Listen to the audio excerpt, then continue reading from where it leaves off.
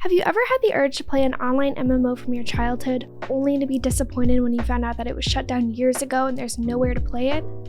Welcome to the world of lost media. ToonTown, Club Penguin, FusionFall, Barbie Girls Online, Virtual Magic Kingdom, all virtual worlds from our childhood that were shut down at one time or another. Virtual worlds that provided us with entertainment, creative outlets, connected us with our favorite media, and allowed us to form connections and friendships with people across the world. These virtual worlds are more than just pixels on a screen, more than the quests and stories and minigames within them. These virtual worlds are unique forms of art, places for education, socializing, business, and entertainment, and seem certain to play an increasing role in people's lives. Jerome McDonough, Principal Investigator of the Preserving Virtual Worlds Project.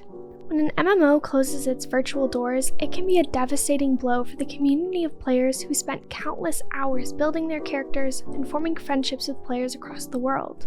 And unless you exchange personal information with those that you met online, which is typically difficult on most MMOs and usually unsafe, you oftentimes lose those connections that you made on a virtual game when they shut their doors. Games are so key to our culture and the way that we as a generation interact with one another. I remember when my favorite virtual worlds would shut down and it would be a race to figure out where we were going next, and you try to make your account and search up your friends, but oftentimes you couldn't find most of them. When a virtual world is shut down, history is essentially deleted forever. And that sounds dramatic, but stay with me, I'll explain. When they take down a virtual game like Club Penguin, they take away your access. You can no longer have your igloo or your puffles. You can't play the minigames anymore. You can't shop. You can't connect with your friends. They've taken away your access. Sure, you may have screenshots or videos of the game, or maybe you even have the source code, but you can't access the game. The game only lives on in your memories or in the memories that people remembered to capture. In today's video, I want to talk about the preservation of these virtual worlds. When a virtual world has shut down, its history has been deleted forever. The preservation of source code or assets or screenshots or videos is not enough to preserve the full picture of these virtual worlds. The Preserving Virtual Worlds project was a collaborative effort by a couple of universities to think about this whole thing, how do we preserve these worlds when they have been shut down? The project sought to explore different methods of preservation for these virtual worlds, and they looked at games such as Doom, World of Warcraft 3, and Second Life. The project evaluated a number of different technologies, yet they did not discuss what I believe to be the key to video game preservation, which is rewritten games or fan-made recreations, and we'll get to that in a minute. The Preserving Virtual Worlds project shares this powerful anecdote about how players would interact with each other through these online games. In the first hours after the World Trade Center and Pentagon attacks on September 11, 2001, online communities used systems such as massively multiplayer role-playing games as a medium for responding to the attacks. Within hours, players organized candlelight vigils for the victims of the attacks, using glowing weapons or other objects, taking screenshots and posting online to document their in-world activities and discuss what they meant in the context of the dramatic historical events unfolding around them. Like I said before, gaming is an outlet for creativity, for entertainment, for the grief and uncertainty, and dealing with things that you have going on in your real life. In 2001, these MMO players fled to their online worlds to mourn alongside their online community, as many did with their real-life community. One user shared their story on the Everquest forum. Every American of our generation can answer the question, "Where were you on September 11th, 2001? Like many others, I was glued to my TV, watching the events unfold in horror. But when I'd had all I could absorb of the awful news, I did a strange thing. I logged into Everquest. Not to play the game, but to reach out to other people. What I found there was a global community sharing its grief and support. I would have thought the game world would be empty. People around the globe were certainly glued to their TV sets just like I'd been earlier. But I wasn't alone in Norath, not by a long shot. Could it be these people had not heard of the terrible events taking place? As if in an answer to my question, I saw text pop up on the OOC channel. I live in Australia. Just wanted to offer support and comfort to our American brothers and sisters right now. I want to point out that players could have just logged on to play the game. They could have reached out to people that they knew in real life. But they logged into Everquest, their outlet, their connection to other people. Similar to how nowadays we all flock to Twitter when something bad happens so we can read the reactions of other people in the world. Players logged on to Everquest to connect with other people and to make sense of what was going on around them. In researching my video, I unfortunately could not find any screenshots or videos of these in-game vigils as mentioned by the Preserving Virtual Worlds project. However, I found many forum posts where people were sharing their heartbreaking stories around this time. On September 13th, 2001, a forum administrator posted on the front page of the Everquest forum, "Sony Online Entertainment is asking for your help in locating someone involved in the recent terror. Sony Online Entertainment needs your help in locating Gregory Trost. Gregory is the nephew of an SOE employee, and his last known location was the 86th floor of Tower 2 in the World Trade Center. With the tragic events that took place on September 11th, the Trost family is anxious for any information regarding Gregory." An editor's note was added. Gregory Trost was later found to be among the nearly 3,000 people killed in the World Trade Center disaster. This truly shows how much that people relied on their online communities to share and spread this kind of information. Additionally, across social media, many players shared their experience losing a guild member. "We lost 2 guildies who worked in the South Tower, husband and wife. We had a memorial showing and a few of us went out to kill desert madmen in Enro to Esro. The attacks on the World Trade Center leave the Amazon basin with 1 less member. The community mourns the loss and donations are taken for flowers to be sent to a close friend as well as for the American Red Cross. This loss, along with those felt from the entire world, are expressed in our forums. Many cannot find the words to express their sorrow. The entire site goes to black out of respect to those lost. It's absolutely heartbreaking to hear the stories of online friends and guild members lost. The uncertainty, the confusion, and the grief of it all. It goes to show the impact of these online communities in these virtual worlds can have. It's really not about the mini-games, the quests, the stories within them. It's about the connections and friendships that we form along the way. In 2002, Woody Hearn from GU Comics Everquest shared his 9/11 tribute comic. The cover reads, "Some heroes are forged in the flames of adventure. Others are forged in the fires of adversity. GU and the fans will never forget." Woody Hearn's piece is incredibly impactful, depicting a video game character standing next to a firefighter, and it truly shows how intertwined these virtual worlds and our real lives are. The Preserving Virtual Worlds project states, "Virtual worlds are not experienced in a vacuum. The value and meaning of a virtual world is primarily derived from the actions and interactions of its players." With regard to preservation, this anecdote is incredibly powerful at showing the flaws of video game preservation, how only preserving screenshots or videos is not enough. There are 3 important points here with regard to a preservation project focused on software and game-produced data. First, inside Everquest today, there is no trace of these events. Assuming that the game world has not been deleted, erased, or remade, that we are on the right server of the game, and that we are standing on precisely the spot where such a vigil occurred, it is generally not possible to dig beneath the surface, scratch underneath a poster, or find a file cabinet of documents or an old newspaper in a nearby building. Second, this lack of in-world artifacts and documentation clearly has implications for long-term preservation that focuses on game software and server-side data. The third point then is that the documentation that is a prerequisite for future historical studies of virtual worlds may not be located on game servers at all. The most qualitative documentation may be somewhere else, on a blog or wiki, in a player-created database or Flickr screenshots, or a YouTube video.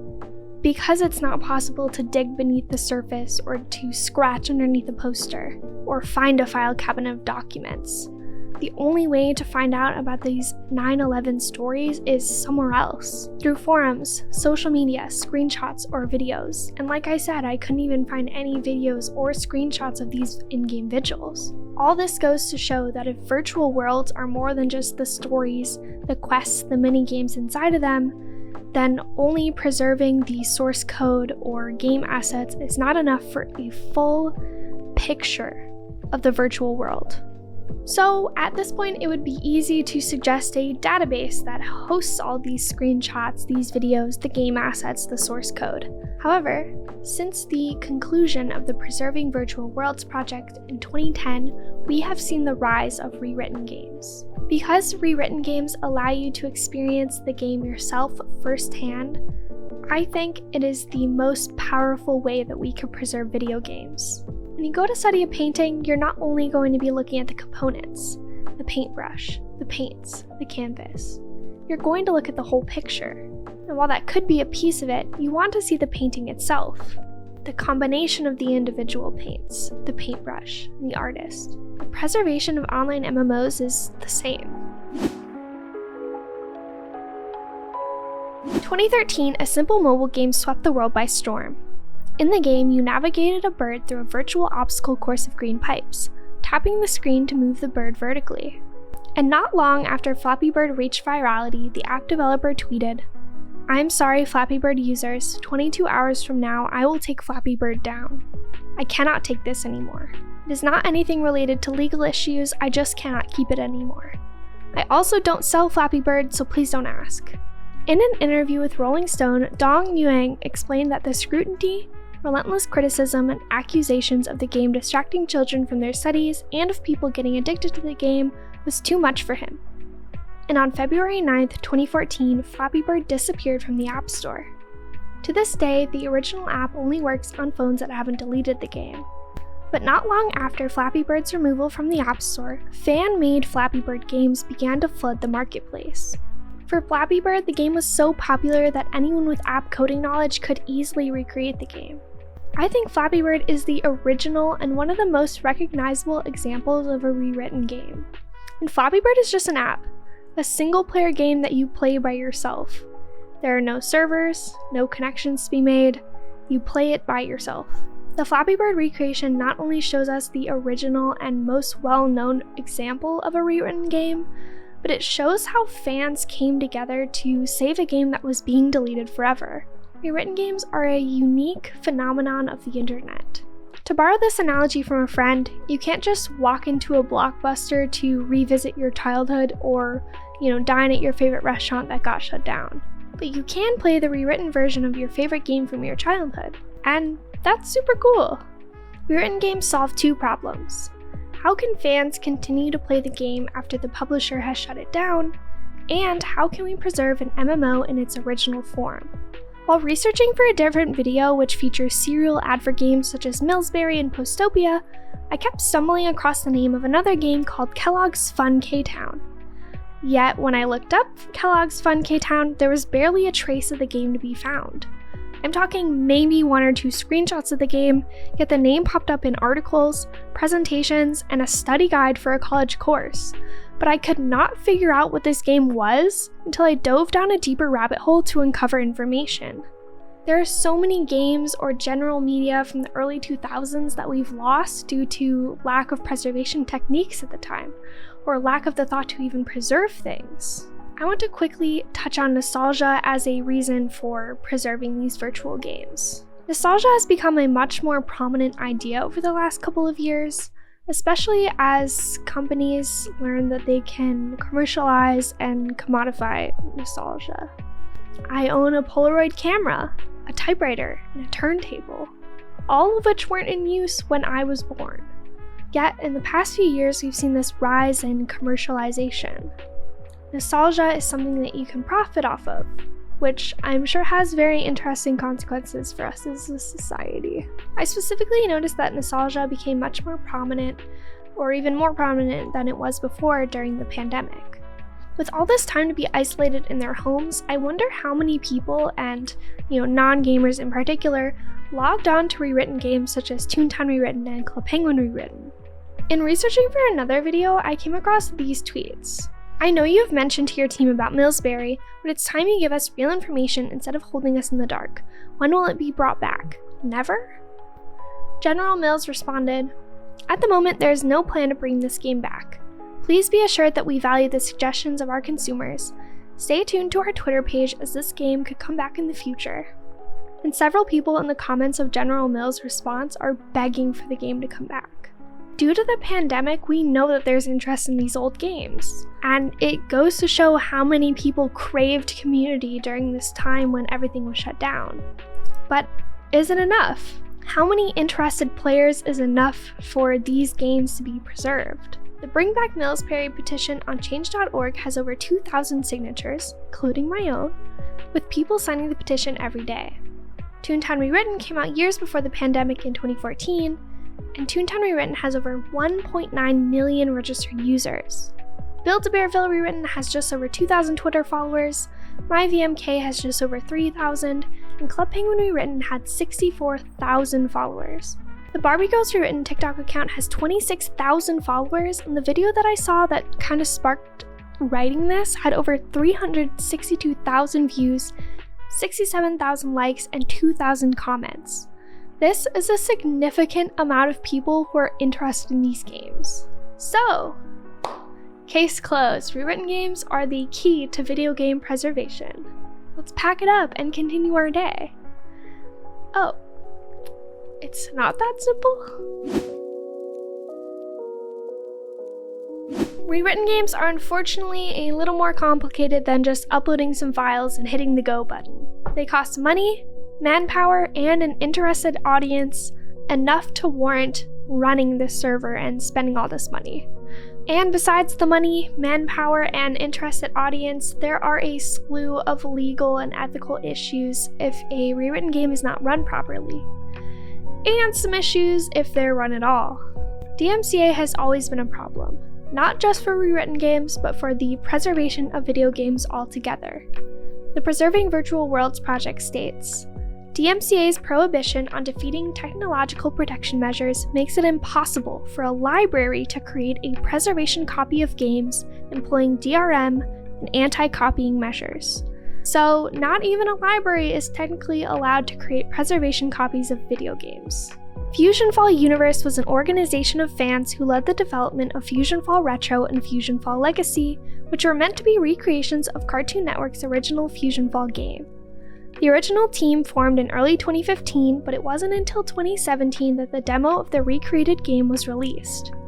On August 5th, 2018, the Future area was released along with missions, nanos, online play, and chat. Over a month later, in September, the Past area was released, making the entire original game playable, with new content being planned and released in the months and years following. And from there, FusionFall Universe continued to develop and support FusionFall Retro while also developing FusionFall Legacy. And it seemed like the future of FusionFall Retro was bright until April 2020. On April 6th, FusionFall Retro director Devin Baker announced that key members were leaving the FusionFall Universe team, which would mean that FusionFall Retro would not be receiving any more content updates. The announcement was not received well, causing many members to leave the community. But despite this, remaining members of the FusionFall Universe team began to seek out new individuals to join the development team to continue to bring new content to the game. While the project had hit a bump in the road, nobody was prepared for the next announcement, only 10 days later. Our team has received a takedown request from Cartoon Network Inc. under the Digital Millennium Copyright Act. We respect their right to do so and are complying with their requests. As a result, our fan projects, social media, and web services will no longer be hosted in any capacity. And just like that, FusionFall Retro is gone. The project closed forever. Dealing with DMCA takedown requests is something that any fan rewritten group needs to prepare for. Regardless of how we feel about it, companies are well within their right to issue these takedown requests. From the company perspective, there is a lot of risk involved with having your old game be run by another set of potentially bad individuals. The company's name and reputation can still be tarnished, even if the original company doesn't run the game anymore. And Club Penguin Rewritten is a huge example of this. Club Penguin Rewritten, from their launch in February 2017, had been on shaky ground with their leadership all the way up into their closure in April 2022. From having an administrator swat, dox, and harass staff members, to the New Year's Day incident in 2019, to potential PDF files on the game, there's just no way that Disney would let a group like this tarnish their perfectly curated, family-friendly reputation. On April 13th, 2022, the staff of Club Penguin Rewritten shut down the site due to a request by Disney, and the website was given over to the police for them to continue their copyright investigation. The United Kingdom's Police Intellectual Property Crime Unit provided this statement. Following a complaint under copyright law, PIPCU has seized a gaming website as part of an ongoing investigation into the site. 3 people were arrested on April 12th on suspicion of distributing materials infringing copyright, and searches were carried out. They have been released under investigation to aid with the police investigation, and they agreed to sign over the website to the control of PIPCU. While Club Penguin Rewritten had a history of bad actors being involved with the project, leading to their eventual closure, not all rewritten games are run like that. ToonTown Rewritten, another former Disney IP, has existed since 2014, and their record has been relatively squeaky clean. At least any incident that I had heard of regarding admin abuse had been taken care of swiftly. All this to say, whether a company is DMCAing due to bad actors being involved or due to unauthorized use of their IP, all rewritten projects need to be aware that this could be a reality for them. To stay on the safe side of DMCA and any copyright laws, a lot of rewritten games will include some sort of statement on their FAQ or their About page stating that they're not affiliated with the original company. Take Bearville Rewritten's FAQ for example. Build-A-Bear Workshop has let the license expire for Build-A-Bearville, so we should be in the clear. However, because the assets are still their intellectual property, we would like to be cautious not to incorporate any newer properties that the Build-A-Bear Workshop Corporation is working with. However, if we work respectfully and responsibly and they do still send us a takedown notice, we will rightfully comply. Another issue that needs to be addressed when it comes to rewritten games is money. When they were active, both ToonTown Online and Club Penguin had a subscription-based model. For Club Penguin, it was mainly just aesthetics that were locked behind a paywall. You couldn't dress up your penguin or have a puffle without paying $5.95 a month. For ToonTown Online, there was content locked behind a paywall. You could access a lot of the game for free, but when it came to advancing your cog disguise, you had to pay $9.95 a month. Both of these were deterrents for me as a kid. Well, not for me, but for my parents. I would beg my parents for ToonTown, but to no avail, and the same with Club Penguin. But as it pertains to rewritten games, are they making money? I think this could be the line that ToonTown Rewritten and Club Penguin Rewritten are skirting. Neither of the games have pay-to-play or microtransactions. In addition, they do not accept donations to cover the cost of running the game. The ToonTown Rewritten website states that all staff are volunteers and that the game is funded by them. They also go on to state that they don't charge players, quote, out of respect for Disney, who originally created and distributed the game. One difference that I will note is that Club Penguin Rewritten did have ads on the side and the top of the page, whereas ToonTown Rewritten had no ads at all. As far as the law is concerned, I'm sure that not accepting donations or charging players to play the game is super important, as I am sure legally you cannot profit off of a game that is not legally yours. As I've mentioned before, rewritten games are not the perfect solution to preserving these virtual worlds, but I truly believe that rewritten games are the closest we can get to complete preservation of these virtual worlds. These virtual worlds, original and rewritten, are going to continue to shut down until we find a viable solution to video game preservation. More recently, Ubisoft has announced that they will be shutting down the online services for many of their games. In the October 2022 update announcement, Ubisoft wrote, "Decommissioning online services for older games is something we do not take lightly, but is also a necessity as the technology that drove those services becomes obsolete." Among the games being decommissioned are many of the Assassin's Creed games, Far Cry 3 2012 release, Space Junkies, and Splinter Cell Blacklist. While players will be able to continue to play the game in single player, they will be unable to access the online multiplayer version of the game. Additionally, in 2022, Google announced that they would be shutting down their cloud-based gaming service, Stadia. While you could transfer your games and save files from many of your games, this also meant that you would no longer have access to Stadia-exclusive games, including Outcasters, Pixel Junk Raiders, and Pac-Man Mega Tunnel Battle. Stadia may not have been as popular as its competition, and its exclusive titles may not have been as notable, but I think that the end of Stadia and Ubisoft discontinuing their online services is only the beginning of the end for many online titles and systems. The time for establishing video game preservation is now, and rewritten games may be the imperfect solution that we need.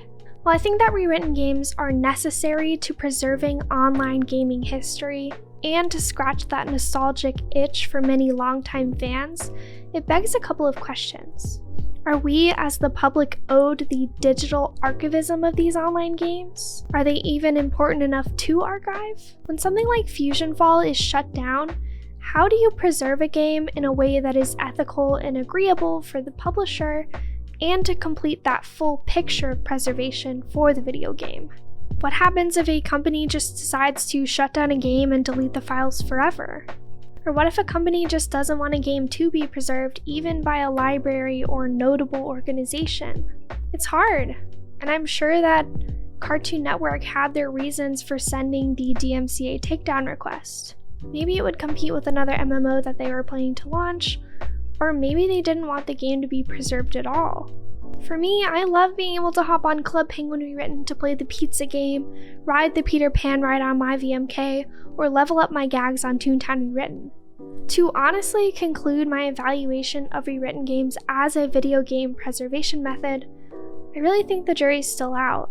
I think rewritten games are the closest form of video game preservation that allows historians to understand how players interact with the game and how players interact with one another. It continues history. But the rewritten game must come with a wiki or some sort of other documentation that can define these historical events that happened within the game and how people interacted with the original game.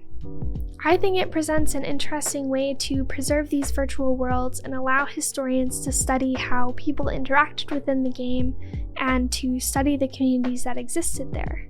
And it also gives the opportunity for fans who loved the game to continue to play it when they want, which is really important. The Preserving Virtual Worlds project states the following on the future of video game preservation. Competent institutions must join together to build archives of computer game history. Lay historians of digital games, mostly players and fans, have created websites and entire communities of game players dedicated to the preservation of game content and technology. Institutions committed to game preservation and history could enlist these pioneers in the effort to create more permanent historical resources. The Preserving Virtual Worlds team or the Library of Congress should consider using Appendix A, virtual worlds that died during the grant period, to pressure game companies to embrace use policies designed to secure the endorsement of libraries and archives, and to raise awareness among players about the importance of these policies for long-term access to and use of game assets. We recommend that archivists, librarians, and game scholars work to expand user rights in the area of adaptation, following the example of gamers. All in all, there isn't a cut-and-dry solution to preserving these virtual worlds. I personally want to see archivists, librarians, game scholars, players, and even the publishers come together to agree on how we can preserve this critical online history. And it's really difficult to see how we could have the preservation of video games without emulation or without rewritten games. I personally don't think it's harming anyone to host rewritten games as long as you're not making money off of it and as long as there are no bad actors involved.